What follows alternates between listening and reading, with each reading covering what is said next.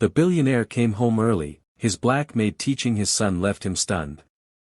Alexander Vance found his housekeeper, Elara, not cleaning, but on the library floor, expertly guiding his son Joshua through a lesson with a strange, beautiful precision. For the first time in years, the boy, who struggled with every tutor, was alight with understanding and joy. Alex's fury was instantly disarmed by a deep, unsettling bafflement. And the woman he paid to clean his home just watched him with a calm that felt like a challenge. What he didn't know was that this single moment would unravel his entire world. Alexander Vance lived in a world of contracts and code, a kingdom he had built from the ground up. As the founder and CEO of a revolutionary tech conglomerate, his word was law, his judgment infallible.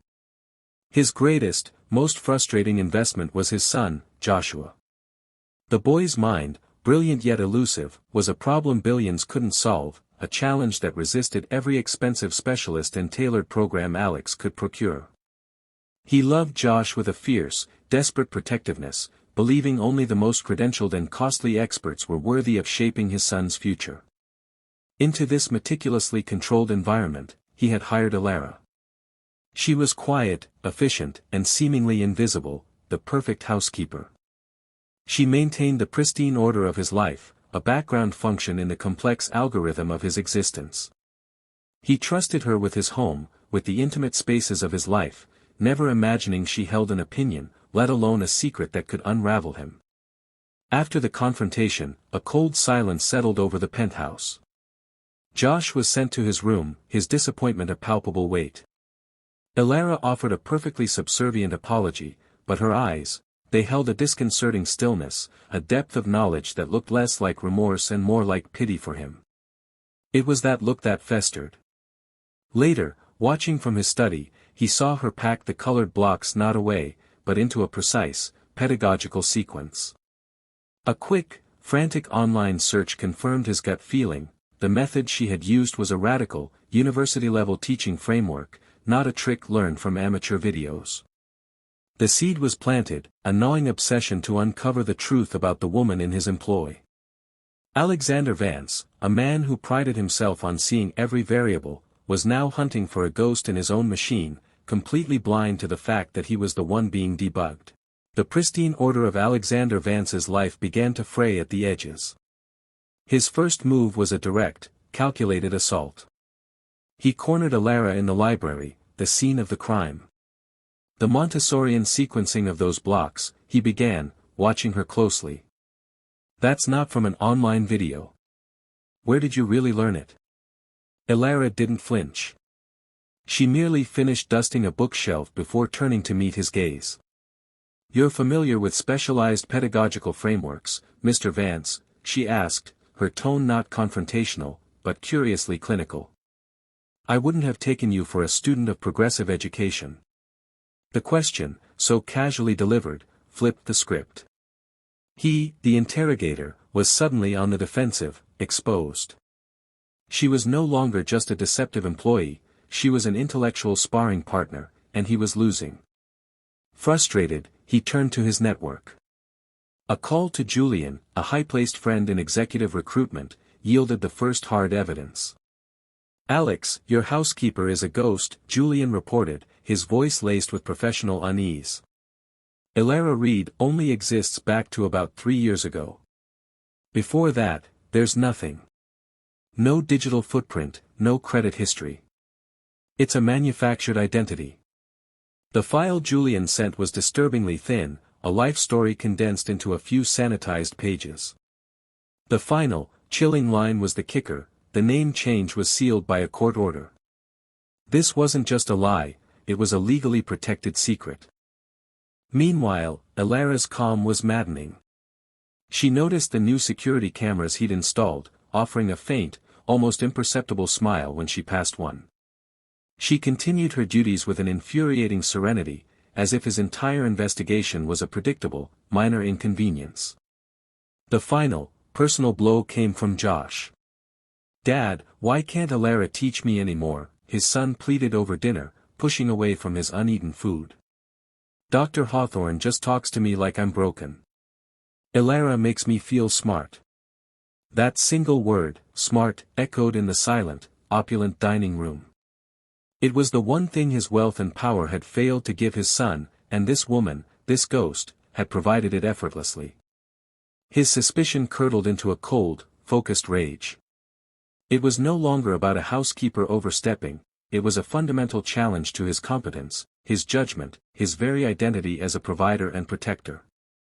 He hired investigator Cortez that evening, his instructions brief and brutal. I don't care about the cost. I don't care what lines you have to cross. I want to know who she was, and why she's here. The man who had once been a victim of a deception was gone. In his place stood a determined avenger, ready to tear apart the life of the woman who dared to dismantle his own, piece by calculated piece. He was no longer investigating a mystery, he was declaring war. The trap was not in a shadowy alley, but in the sterile brightness of his own office. Investigator Cortez laid the dossier on the polished mahogany desk, his expression grim. You were right to be worried, Mr. Vance. But not for the reasons you think. The file contained not lies, but devastating truths, photographs, academic certificates, awards. Elara Reed was Dr. Elara Reed, a celebrated cognitive psychologist and educational revolutionary. And a highlighted section detailed how a network of conservative think tanks, funded significantly by Alexander's own philanthropic foundation, had launched a vicious smear campaign that forced her out of academia and into hiding. He had been hunting the very person his money had already tried to destroy. As the horrific irony turned his blood cold, his assistant burst in, pointing a trembling finger at the wall-mounted television. Sir, you need to see this. On the screen, live from a packed press conference, was Elara.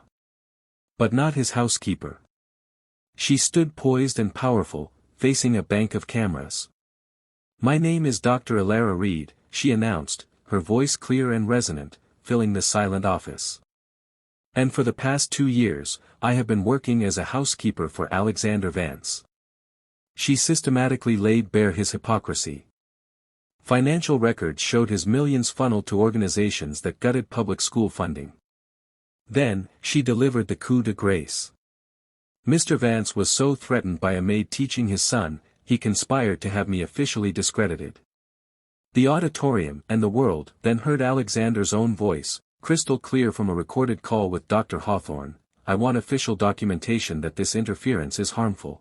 Alexander sank into his chair, the breath knocked from him. His company, his reputation, his moral authority, all were evaporating in the glare of the broadcast. Elara, now looking directly into the camera as if she could see his ruin, delivered her final, powerful statement. The greatest threat to education isn't a lack of funds, but an abundance of prejudice. I am not the one on trial here. The world now sees exactly who Alexander Vance truly is. The thunderous applause from the broadcast was the sound of his empire crumbling. 6 months later, the dust had settled into a strange, profound peace. Alexander Vance's world had contracted from a penthouse to a small apartment, from corporate jets to city buses.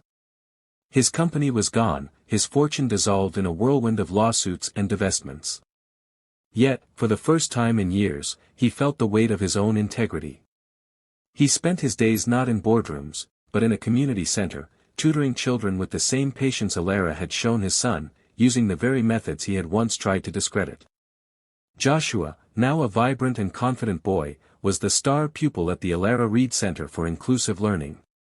Alexander visited one afternoon, standing unobtrusively in the doorway.